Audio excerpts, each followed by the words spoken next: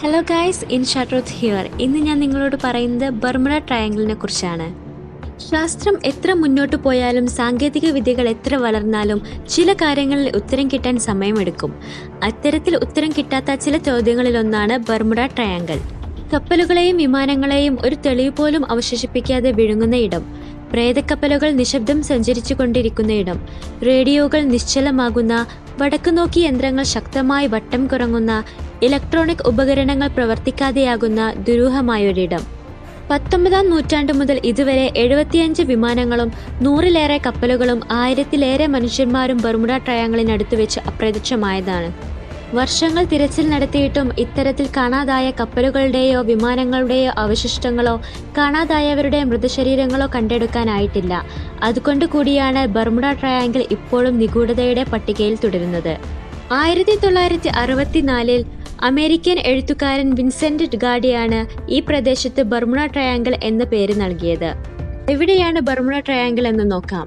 Bermuda ദ്വീപുകളെയും അമേരിക്കയുടെ ഫ്ലോറിഡയുടെ തെക്കൻ തീരത്തെയും പ്യൂർട്ടോറിക്കോയിലെ സാൽ ജുവാനെയും ബന്ധിപ്പിച്ച് ത്രികോണാകൃതിയിൽ കിടക്കുന്ന അറ്റ്ലാന്റിക് സമുദ്രഭാഗമാണിത്. ഏകദേശം 5 ലക്ഷം ചതുരശ്ര മൈൽ ദൂരം. ചെകുത്താൻ ത്രികോണമെന്നും കാണാതാകുന്നവർ മറയ്ക്കപ്പെടുന്ന ഇടമെന്നും ദൗർഭാഗ്യത്തിന്റെ സമുദ്രമെന്നുമെല്ലാം ഈ മേഖലയെ വിളിക്കപ്പെടുന്നു. 15-ാം നൂറ്റാണ്ടിൽ ഇറ്റാലിയൻ നാവികനും അമേരിക്ക കണ്ടുപിടിച്ചയാളുമായ ക്രിസ്റ്റഫർ കൊളംബസ് ആണ് ബർമുഡ ട്രയാങ്കിളിന്റെ ദുരൂഹതയെക്കുറിച്ച് ആദ്യം സൂചിപ്പിക്കുന്നത്. ഈ പ്രദേശത്തു കൂടി യാത്ര ചെയ്യുമ്പോൾ വലിയ തീഗോളങ്ങൾ കടലിൽ വീഴുന്നതായും തന്റെ വടക്കുനോക്കി യന്ത്രം അതിവേഗത്തിൽ വട്ടം കറങ്ങിയതായും കൊളംബസ് യാത്രാവിവരണത്തിൽ പറയുന്നു. 1918 മാർച്ചിൽ കരീബിയൻ ദ്വീപുകളിൽ നിന്ന് ബോൾട്ടിമോറിലേക്ക് പോവുകയായിരുന്ന അമേരിക്കൻ നാവികസേനയുടെ USS സൈക്ലോപ്സ് ബർമുഡ ട്രയാങ്കിളിൽ വെച്ച് ദുരൂഹമായി കാണാതാകുന്നതോടെയാണ് വീണ്ടും ഈ പ്രദേശം വാർത്തകളിൽ നിറഞ്ഞത്. 350 പേരുണ്ടായിരുന്ന കപ്പലിനെ കുറിച്ച് ഒരു വിവരം പോലും പിന്നീട് ലഭിച്ചില്ല. സാധ്യതകളൊന്നും കപ്പൽ പങ്കുവച്ചിട്ടുണ്ടായിരുന്നുമില്ല. 1941-ൽ US-ന്റെ തന്നെ USS പ്രോട്ടിയസ് എന്ന കപ്പലും ഒരു മാസത്തിനു ശേഷം USS നീറോസ് എന്ന കപ്പലും ഇതേ പ്രദേശത്ത് അപ്രത്യക്ഷമായി.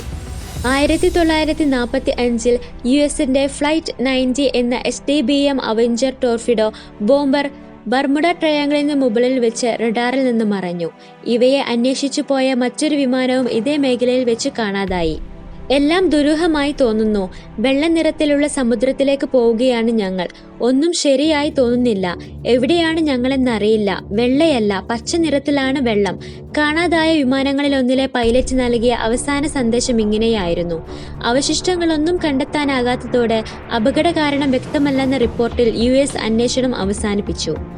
2020 ഡിസംബറിൽ ബഹാമസിൽ നിന്ന് ഫ്ലോറിഡയിലേക്ക് പോയ യാത്രാ ബോട്ട് കാണാതായതാണ് ഏറ്റവും ഒടുവിലത്തെ സംഭവം. ബർമുഡ ട്രയാങ്കിളിനെ സംബന്ധിച്ച് ഇതുവരെ ഉണ്ടായതിൽ ഏറ്റവും സ്വീകാര്യവും യാഥാർത്ഥ്യത്തോട് അടുത്തു നിൽക്കുന്നതുമായ പഠനം 2016-ൽ കൊളറാഡോ സർവകലാശാല നടത്തിയ പഠനമാണ്. ബർമുഡ ട്രയാങ്കിളിന് മുകളിലുള്ള മേഘങ്ങളെ നിരീക്ഷിച്ച ശാസ്ത്രജ്ഞർ ഷഡ്ഭുജാകൃതിയിലുള്ള മേഘക്കൂട്ടങ്ങൾ കണ്ടെത്തിയിരുന്നു. ഇവയ്ക്ക് മണിക്കൂറിൽ 170 മൈൽ വരെ വേഗമുള്ള അതിശക്തമായ വായു പുറന്തള്ളാനാകുമെന്നും പഠനത്തിൽ പറയുന്നു. ഹറിക്കെയിൻ ഫോഴ്സ് വിൻഡ് എന്നറിയപ്പെടുന്ന ഈ കാറ്റിന് 45 അടി വരെ ഉയരമുള്ള തിരമാലകൾ സൃഷ്ടിക്കാനാകും. ഇങ്ങനെയുള്ള തിരമാലകളെ പ്രതിരോധിക്കാൻ കപ്പലുകൾക്കോ ഇത്ര വേഗത്തിൽ വീശുന്ന കാറ്റിനെ പ്രതിരോധിക്കാൻ വിമാനങ്ങൾക്കോ കഴിയാത്തതാകാം ബർമുഡ ട്രയാങ്കിളിലെ അപകട കാരണമെന്നും ശാസ്ത്രജ്ഞർ പറയുന്നു. അതേസമയം ബർമുഡ ട്രയാങ്കിൾ എന്നത് വെറും മിഥ്യയാണെന്നും ഇവിടെ നടക്കുന്ന അപകടങ്ങളുടെ തോത് അത്ര വലുതല്ലെന്നും അഭിപ്രായപ്പെടുന്ന ശാസ്ത്രജ്ഞരുമുണ്ട്. പഠനങ്ങൾ ഒരുപാടുണ്ടായെങ്കിലും ബർമുഡ ട്രയാങ്കിളിലെ ദുരൂഹതകളുടെ മറ പൂർണ്ണമായും നീക്കാൻ ഒരു ഗവേഷണങ്ങൾക്കും സാധിച്ചിട്ടില്ലെന്നതാണ് യാഥാർത്ഥ്യം. ഇതുപോലുള്ള വീഡിയോകൾ കൂട്ടുകാർക്ക് ഇഷ്ടപ്പെട്ടെങ്കിൽ ചാനൽ സബ്സ്ക്രൈബ് ചെയ്യണേ.